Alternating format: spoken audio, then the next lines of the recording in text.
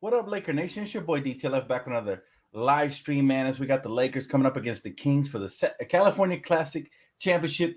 Both undefeated teams 2-0. Should be a fun one. But first, I want to talk about Kyrie Irving, man, and all the different reports we're getting from different, reporters. We got something from Woj this morning. I posted on the channel.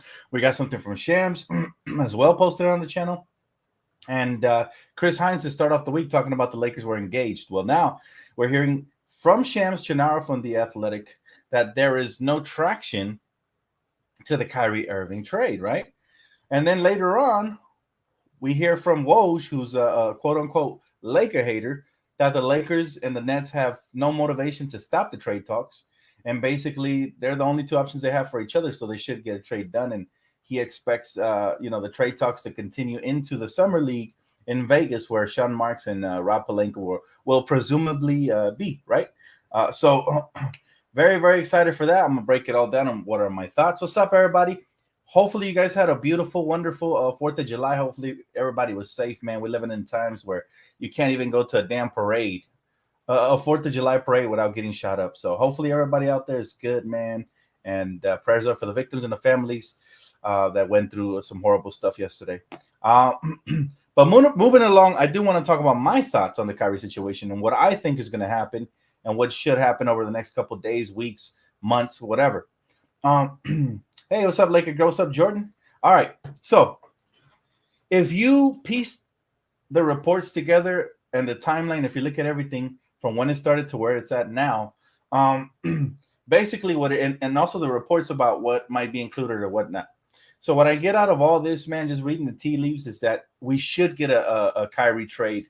However, neither of the two teams are desperate to give up too many assets. For example, the Nets don't want to give up Seth Curry. They rather give up Joe Harris, right? But they also want 2 first-round picks, right? For a disgruntled star who nobody else wants. Think about that. Now let's just sit back and observe everything. So everybody's saying, oh, Rob, you're dropping the ball. Just give them whatever they want. That's not how trades work. Trades don't work like that. Because you want a specific player, you give them whatever they want, unless that player is at his highest peak of his trade value. If Kyrie didn't have the controversies behind his name and other teams wanted him, I promise you the Lakers would have already offered whatever and took back whatever contracts that Brooklyn wanted to give out.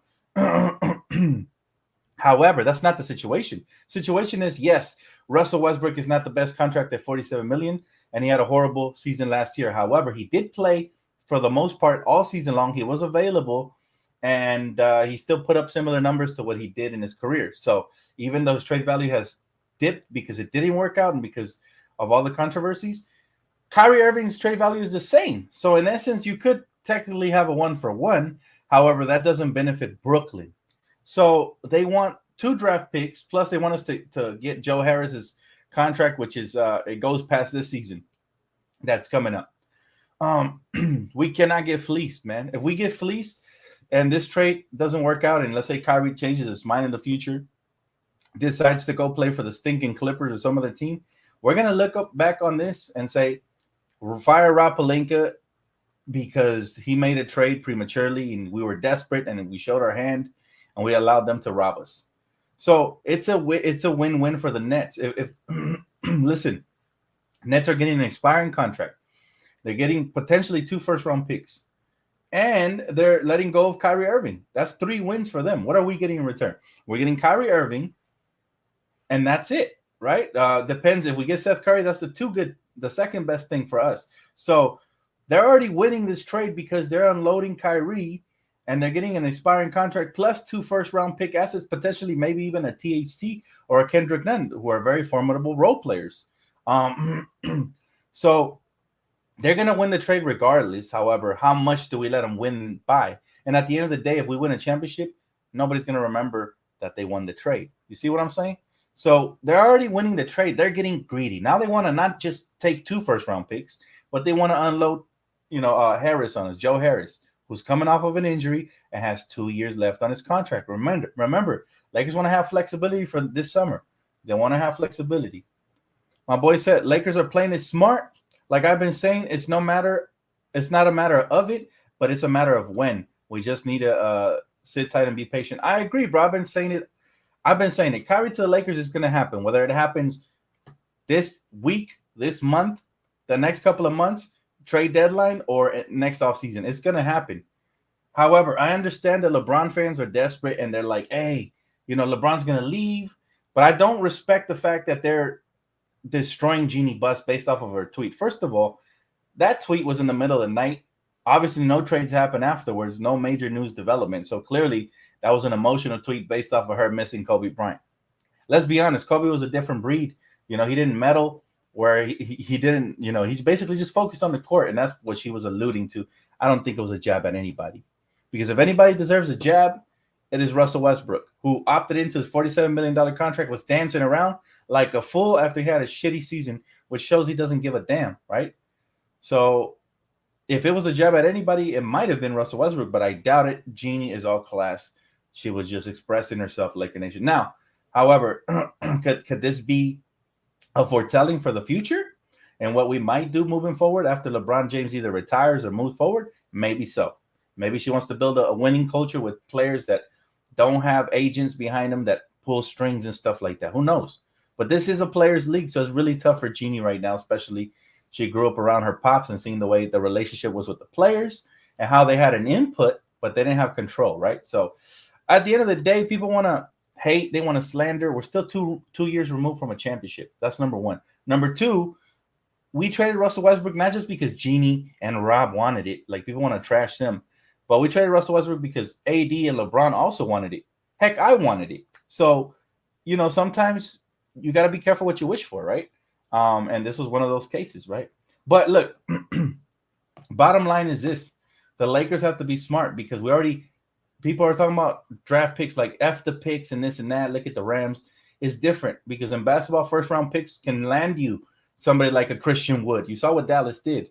First-round pick can land you a Malcolm Brogdon. You see what the Celtics did. How come for us, 2 first-round picks can't even land us Kyrie and Seth Curry? Like, you know what I'm saying? Like, it doesn't make sense. If you're rebuilding, you're trading away KD and Seth, then all of a sudden it makes no sense for you to hold on to an asset like Seth Curry because you're trading Kyrie and KD, right? So, look, this is what I'm going to say, and this is my final thoughts on it. If there's a trade to be had, it's really the ball is in Brooklyn's court. If the Lakers blink first, we're going to lose this trade by a lot. And even though we're getting the best player in the trade, it's a 1-year rental no matter how you look at it, right? Because you don't know how Kyrie's thinking and what he can do next season. He can change his heart. He could want to be here now and then change his heart later. He's done it in Boston. He changed his heart. Said he was going to resign. He left.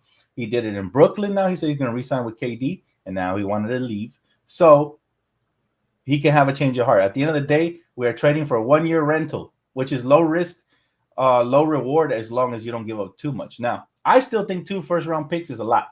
However, I'm willing to give those up if they include Seth Curry because now you're getting 2 assets, right? You're getting 2 players that can be beneficial to your roster, right? 2 healthy guys. But what we can't have is they can't have their cake and eat it too. They can't have both of the first-round picks, which is already an overpayment, and they cannot have also the ability to unload Joe Harris's contract. Now, somebody mentioned something interesting to me, and that is, what if the Lakers trade for both Joe Harris and Seth Curry, and we give up THC and none? I don't mind that trade. I don't mind it, but again, it has to the first and second round pick matters to me because at the end of the day, people are talking about, we draft well, we don't have draft picks, we can buy them. The point, you want to keep that flexibility. You want to keep those draft picks just in case there's a better trade to be had somewhere midway through the season. You're struggling with shooting. You have a first-round pick. Buddy Hield becomes available. Maybe you can flip him and another role player for a first-round pick. Again, the key here is not to get fleeced so that you maintain flexibility. Anyways, those are my thoughts on Kyrie. Before I move on to the Lakers Summer League team, who, by the way, is 2-0. Shout out to the Lakers Summer League team, man. They've been playing great under Phil Handy. And they're averaging exactly 100 points a game, which is unheard of for a summer league team, which only plays 40 minutes a game, not 48, right? So major shout out to them. I can't wait to see the 2 undefeated teams go at it in less than an hour here. So looking forward to it. All right, let's see. Seth or no deal? I'm with you for it. I'm with you, bro. We really have to.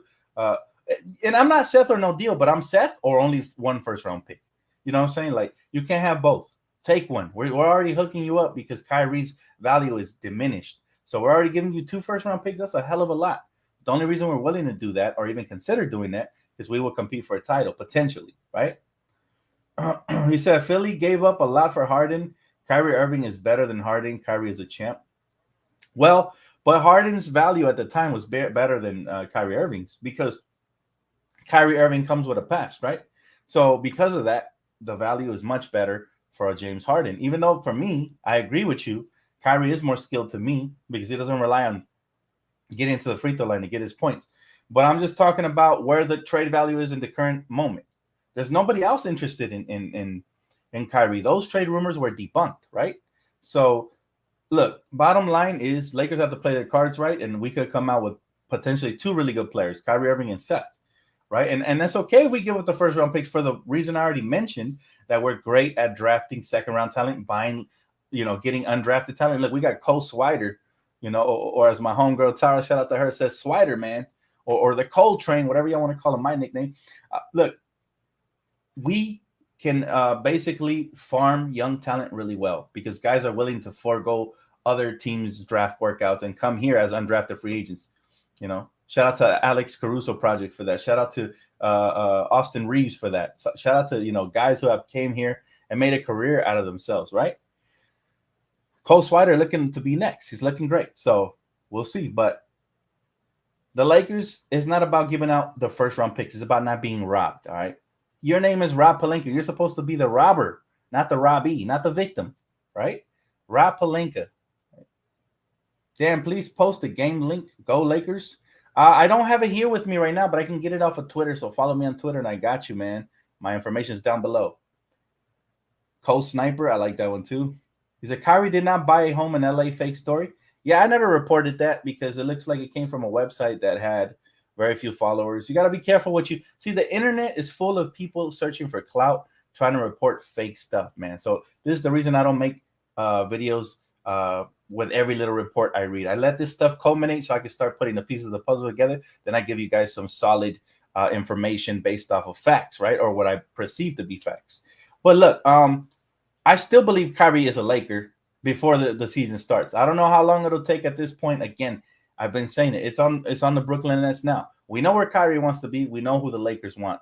But now it's up to Brooklyn and stop being petty and get a decent trade. I mean, we could both come out winners. Think about it. For me, the ideal trade here is, okay, you want to give us Joe Harris? Cool. We'll give you Kendrick Nunn. All right. But you get 1 first-round pick and 2 seconds. And we get to keep our 2029 or 2027 pick, whichever one they want to take, right? So that to me is ideal, and everybody wins. They get Russell Westbrook, who they can flip in the trade deadline if they don't like him, or before that, to another team that might value him.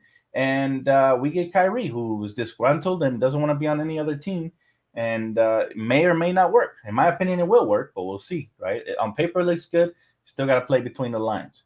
And they get a first-round pick for, to compensate the fact that they accommodated their star, and they get 2 seconds. I mean, that's a win. And you want to give us Joe Harris? Cool.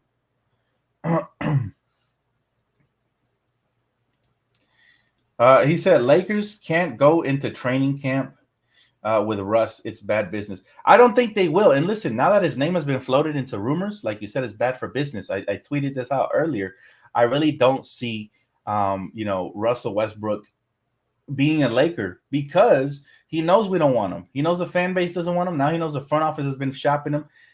So yeah, I don't think it's good for business. I think it could ruin the season potentially if he starts with the same antics he did last year, talking about my back is tightening up from sitting on the bench. Bro, you were playing like a bum. That's why you were sitting on the bench. So blame yourself, not the coaching staff, right? But look, here's the bottom line, guys. If it is gonna happen eventually, in my opinion, the question is how petty can the Nets get, right? If they can get really petty and take them into training camp and sit them down, that's up to them. They want to ruin their season, right? But here's what I saw today. They made 2 signings. Most notably TJ Warren today. I don't see TJ Warren taking he's on a contract year where he wants to prove himself because he's just coming off of a major injury. I don't see TJ Warren signing there unless they told him, hey, we're looking to trade these guys and you're going to get major minutes here. He's a wing/shooting guard. I don't see it. Look, they already got Seth Curry. They got Joe Harris. They got KD. They got Kyrie. Like, they got so many guards over there that how the heck are you going to get your PT, right? And Some might say, well, they just made their roster stronger. But again, it's not good enough for me, to be honest with you. He said they want the Minnesota Jazz type of trade. Minnesota was robbed. That's not going to happen, though, because of Kyrie's trade value, no matter what. If Kyrie would have played all season and there was no controversies, then yeah, I understand, right? And he requested trade to the Lakers, then yeah, I understand. Give up all the picks and everything. But because of the situation, we need to be smart about it. I hope you're right, Dan. I'm definitely worn out waiting to see the news drop, bro. Well, personally, I'll be honest with y'all, man. As much as I want Kyrie, the hype is already left for me. And I'll get hyped when it happens again. I'll get super hyped, man. I'll scream at the top of my lungs and everything. But for now, I'm going to just chill, man. Focus on the Summer League team. It's been really fun to watch.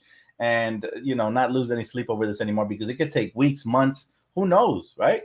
So nobody has a timeline. A lot of people out there reporting fake timelines. They don't have, trust me, man. They're not real reporters. So believe what everything. I tell you guys this every year. Believe every report. Even Chris Hines, Woj, and Shams, you still have to kind of read between the tea leaves here, because at the end of the day, even their information is not 100% accurate. So if their information is not 100% accurate, imagine everybody else information, right?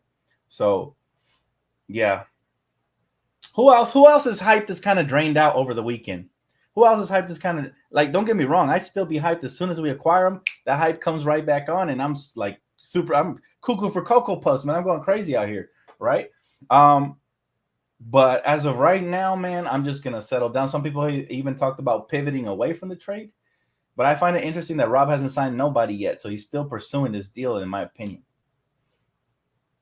He said, I only listen to when you report. All the rest are fakes. And that's just the thing, brother. I'm not reporting. I'm giving you my opinions, But I appreciate y'all for trusting in your boy.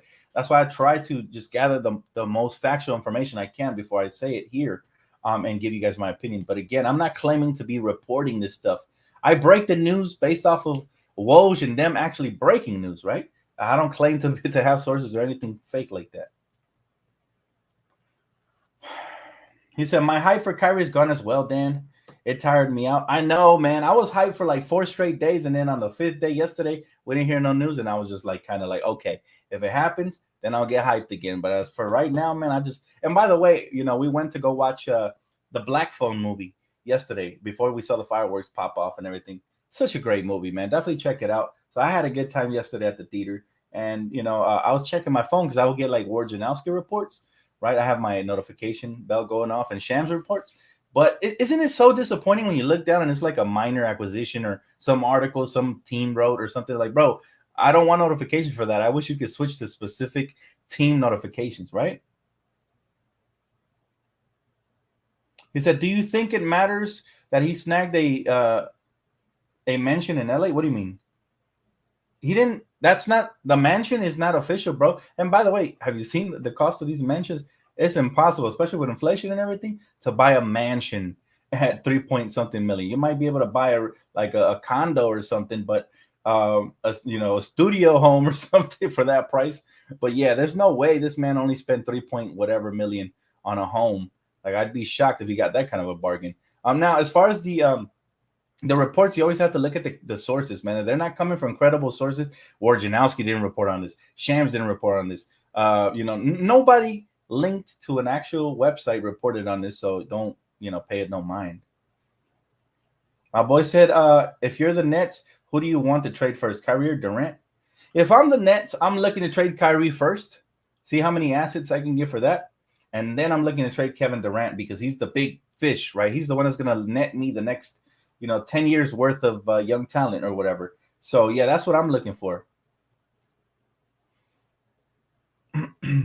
He said, I quit ESPN 3 years ago and only listened to your show. Too many clowns and fake crap on the show and many others. I appreciate that, Willie. I appreciate that, bro. Thank you so much for the kind words. No, you're good, Shoe Medic. I understood exactly what you meant. They say Huff is NBA ready now, Dan. LOL. How about that? Well, I'd never like to be a prisoner of the moment. I really like Jay Huff, and I'd love to see what he can do on the actual NBA court with actual NBA talent. But we don't know if he's NBA ready till he actually proves it, right? He looks head and shoulders above the competition as far as big men go in the Summer League. But remember, we're going to July 7th. The real Summer League starts in Vegas, and that's when all the lottery picks Chet and all these guys, Paolo Banchero. We're going to get to see some of the real elite big men, and let's see how he stacks up against them. Now, tonight's matchup, guys, and that's a good little segue to tonight. Tonight is going to be a good test because the Kings are also undefeated. They got Keegan Murray, the 4th overall pick, man. He's looking like a young stud, all right, averaging like 18 points very efficiently. And they got another player. I completely forgot his name. Who I want the Lakers. I think it was Keon Ellis, right? I think it was Keon Ellis. Let's see. Yeah, Keon Ellis. Also balling out for them. There's a reason they're 2-0. So the battle of the undefeateds for the championship of the California Classic about to tip off in just a bit. Very, very excited for that, man. It comes on at 2:30. If you guys don't have a link, follow me on Twitter. I've been hooking y'all up with links. So, yeah, definitely follow me on there. Now, as far as Huff, I do want to see him with an opportunity with the Lakers squad now, whether we give him a roster spot or who do we have to cut or what to make that happen. But the more size, the merrier. I still want Thomas Bryant. I still want the Lakers to pursue all the size they can. He said Keegan Murray will be the rookie of the year, just my opinion. I mean, he very well could be, but it's early, man. I have to see these other rookies first, man. These other rookies, I definitely got to see them. He said, DTLF, I heard AD been working on his jumper, but nobody want to talk about it. Well, I mean, that's what he has to do. He has to work this offseason, not just on his jump shot, getting his body right and all that. Me, I don't like to, again, overreact. I don't like to be a prisoner of the moment. It's good that he's working out. But I wasn't really overreacting when he said that he hadn't shot since like 2 months ago. So, again, never high, never low as far as that goes. He's doing exactly what he's supposed to do. He's on schedule, which is encouraging, but nothing major. Now, if he comes to the regular season with that dog mentality, then I'll get hyped. He comes with that aggressiveness and stays healthy. That's the most important part. We know AD is a freaking double-double machine. We know he's a 25 and 10 guy, an 11, 12 guy with like 3 blocks when super healthy. But that's the key, man. Is he healthy, right? Is he healthy? He said, hello, Dan. Do you like Buddy Hield and Turner second options for the Lakers? I just don't believe that rumor, man. I don't believe it. We were trying to get Turner since last year, and it doesn't look like Indiana's interested. Buddy Hield, I can see that realistically happening. But I would love, I've said Miles Turner next to AD would be a nightmare. However, I just don't see it. I'd be shocked if the Lakers turn around and pivot away from Kyrie and they end up with Buddy Hield and Miles Turner. That might be a better trade. But I just don't, realistically, I do not see it happening, bro. But yeah, I mean, I would love that for sure. He said AD is a part of his summer program where he starts shooting. This is AD's full first offseason without anything since the New Orleans days. That's another thing we have to factor into it, man. That bubble was not kind to us. That turnaround was not kind to us either. We've been dealing with injuries ever since. So the first official good offseason, spaced out properly, right? Yeah, Buddy has never had success in the league. It's a red flag for me. Depends what you give up. If you're giving up just role players and maybe a second-round pick for him, sure, take a flyer on him because he can shoot. He's streaky, but he can shoot. At the very least, he'll replenish what we lost with Malik Monk. However, if they're looking for a first-round pick or something crazy, like too much, I say no. I agree with you. He is improving. That's a fact. He said the Indiana trade is the better trade, and Indiana hasn't come out to deny it. When teams aren't going with the rumors, they come out and they put them down. We'll see. That is very true. Sometimes it's the rumors we hear less about that end up happening for the Lakers. So you do have a point there. I've been on the record as to saying that before. My boy Dontario Moore says, I'm a Bron fan, and all I have love for the Lakers overall. Jeannie is well respected with me. That's what's up, bro. That's all we see. This is all I ask from player fans, and you guys will be treated like part of the family as long as you respect. Because see, for us Laker fans, we've been here way longer, man. We've been here forever, and we've been through the struggles, the ups and the downs. And unlike most player fans, we don't panic when we go through struggles, and we don't start slandering the world. Now, I will admit that we are impatient as well because, we throw that coach under the hot seat real quick, but rightfully so, because you can see what this coach is doing with the Summer League team compared to the other coach's body of work in general. But look, at the end of the day, we should all be united. If you're rooting for the Lakers in any way, shape, or form, understand that Jeannie has equal, if not more, passion than Laker fans and wanting to win. I mean, her tweeting late at night tells you how passionate she is about the team. What other team owners you see doing that, But people like to react negatively, and I don't appreciate that, because for those of us that have been here for the longest, we know what Jeannie's all about. She's cut from the same cloth as her pops. She won a championship her second year after taking over and eliminating her brother from the picture, which is all, those are dog moves. A lot of us couldn't even do that to our own family members. So shout out to her for that. And we have to be smart, right? We have to be smart and be patient. I'm sure the Lakers are trying to do what's in our best interest in the short, mid, and long term. We don't just want a little Band-Aid to a gunshot wound and then we bleed out midway through the season and then boom. Now we're really in a deeper hole than we were last season, right? You don't want that. You want to be smart.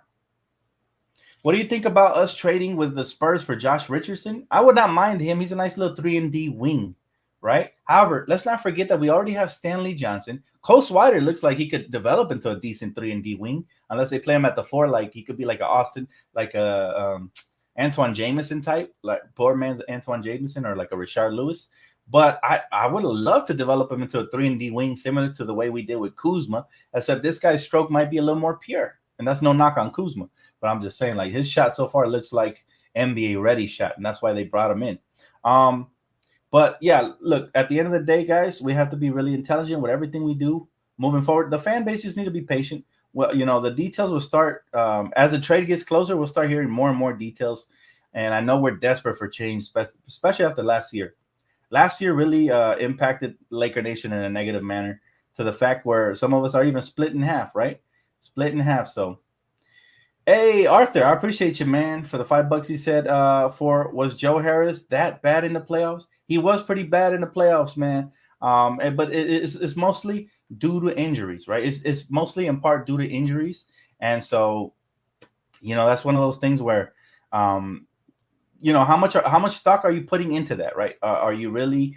I still think he can be a decent player. If we trade for him, I don't mind, but it's more the principality of giving up 2 first round picks, plus you're taking on the contract they don't want, another one. So that's tough, right? All right. Center Jay Huff, who has played very well on both ends of LA to start the summer league over the weekend, won't play today due to health and safety protocol. So that's unfortunate. We lose Jay Huff, man, our summer league MVP so far. And yeah, that's tough, man. My boy said, should we get Isaiah Roby? He got waived by OKC. Shout out to Madison and Dallas. That's what's up. You know what? I like Roby, bro. I really do. But right now, our main priority should be big man in the paint. Not to say he can't play small ball big, but he's more of a 3-and-D guy or a power forward. So I don't mind him, but I want me some Thomas Bryant.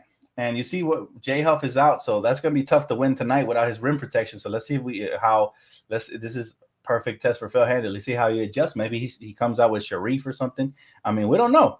We don't know what momentum is gonna say, right? But let's see. Now I'll update you guys right now when we get the starting lineups. All right, we got about 30 minutes till tip off. He said, awesome work, Dan. Hit that like button. Thanks, Sean. I appreciate you, man. Thank you for noticing, brother. I appreciate it. It's a blessing. Sharif might get playing time. Oh, for sure. This is his chance. I know his dad is smiling right now. I know he's licking his chops because let me tell you something. Sharif is very talented. I saw him game 1. He has a good nose for the ball. He crashes the glass. He plays hard. He plays smart, and he doesn't seem to force the issue. I want him to work a little bit more on his face-up game and going left, because I notice he likes to drive right a lot. So I do want to see, what goes down with him and how his development continues. Even if he doesn't make the roster, remember, he could always be in our G League affiliate team, the South Bay Lakers, and it's a long season. Maybe he gets called up, right?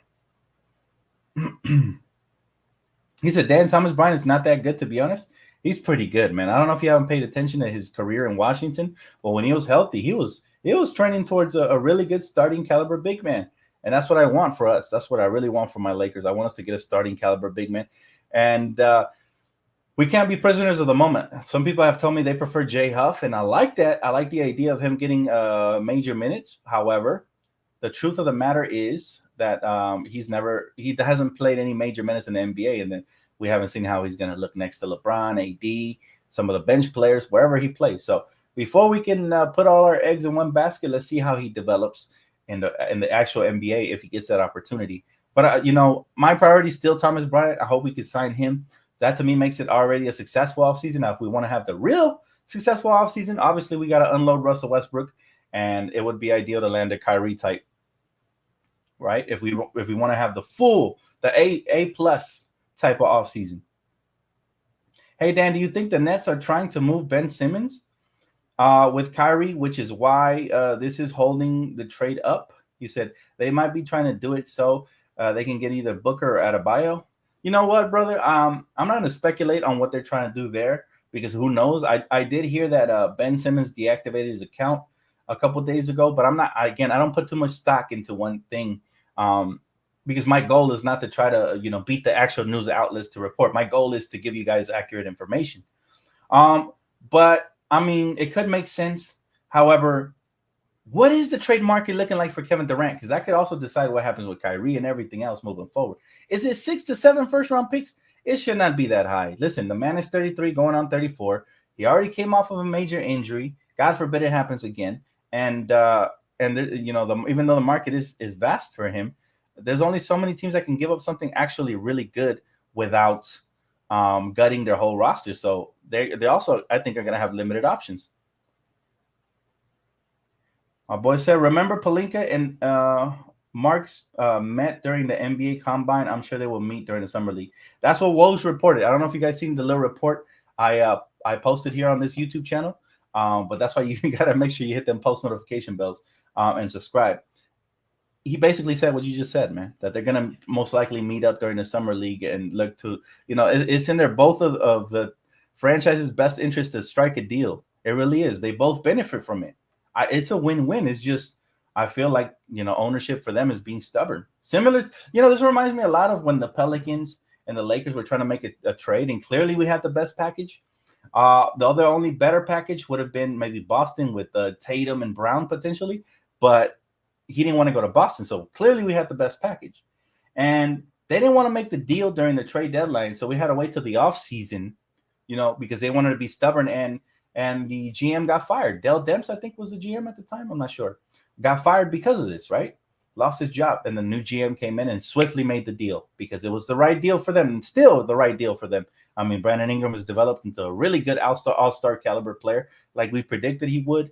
Lonzo Ball, they got a nice return for him. Well, not really. They ended up kind of trading him for almost nothing, but that's on them. Lonzo Ball was solid, just injury prone. Josh Hart became a decent role player, but they traded him. That's on them again. And they got a lottery pick this year and a couple of years moving forward. So it was the right deal for them. However, they didn't, what can I say about that? Like they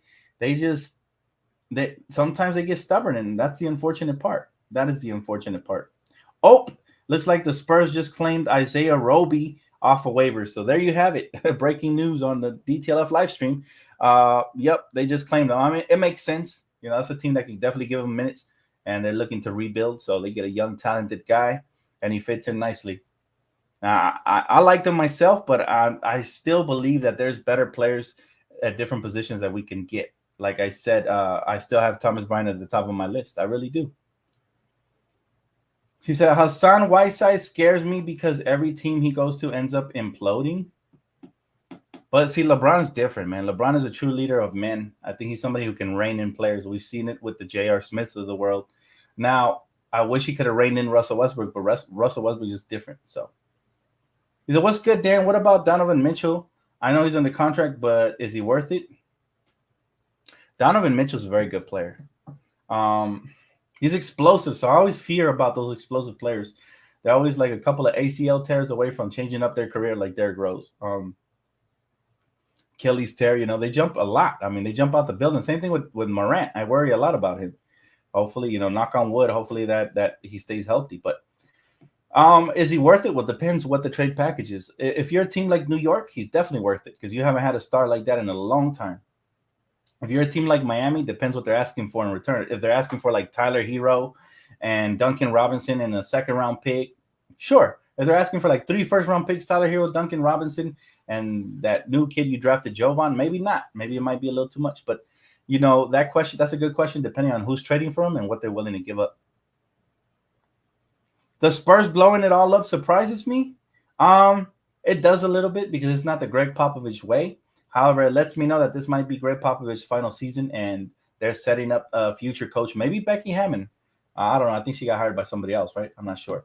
But they're setting up a future coach for success by starting to rebuild now. So maybe this is something Popovich said, you know what? Let's start the development early, and I'll leave it in good hands once I retire. But it is a little bit shocking because it's not the Popovich way. Anyone Lakers sign from here on out should be able to shoot. Now that's what people are really concerned about, because so far the signings have been athleticism and height, right? We need some shooters, but this is why I still believe firmly that Russell Westbrook won't be on this team next season. Maybe not even THT or Kendrick Nunn. Who knows? But this is why I firmly believe a deal will be stricken between the Brooklyn Nets and the Lakers. It just makes too much sense. They have the shooters and they have Kyrie, who we desperately need. And we got cap relief for next year. We got first-round picks and potentially a young asset for them moving forward, which is what they might need. So it's some perfect marriage. You just put your feelings to the side and you don't mix business with pleasure. Yeah, I saw that the Nets signed TJ Warren, which also makes me believe they're moving on from both KD and Kyrie. It just, I don't see TJ Warren taking a pay cut on a contract year when he's coming off of an injury. Before that injury, he was looking like he was going to be $100+ million player.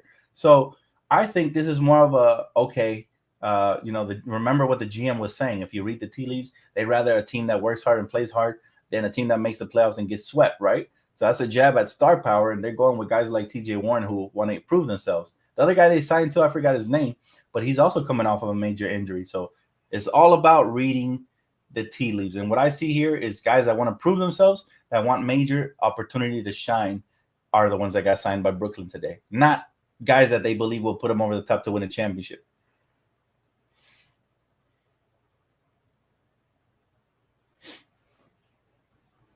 He said, Jeannie only gets hate because she's a woman. Let's be honest. Well, that's not right. No matter the reason, Jeannie Buss has done more than enough for Laker Nation. We should be thankful to her. She has shown us that she cares. She has shown us that she's willing to spend the money. I mean, listen, people are talking about she's cheap and she's over the luxury tax. How's that being cheap? Being cheap would be like trading away good assets in order to not go over the luxury tax. That's not what happened at all. He said, "Can the Lakers get Kyrie and KD? They can, but it's an extremely long shot, like a 0.009% chance of it happening, man. Not even a 1%. Lakers championship odds went from 20-1 to 10-1. That is a little puzzling because usually Vegas knows stuff before we do it, right? Before we know. The betting odds have shifted in our favor. Why? We haven't made any significant moves unless they anticipate one. So, yeah, keep your eyes out on that. But I don't want to overreact to anything, man. But it is intriguing. Anyways, the Lakers Summer League game is about to tip off here in about 20 minutes. So if you guys want the link, I'm going to get off a little bit early to help you guys out and tweet out the link. And then those of you that want to DM me because you didn't see my tweet, go ahead and do that. Follow me on Twitter right now. So I'll get off a little bit early so I can hook you guys up with some Summer League links, since the game is only aired on NBA TV and not everybody has that channel. So definitely hit me up if you guys need that, because once the game starts, man, I don't respond to DMs and stuff that often, right? Because I'm focused on the game.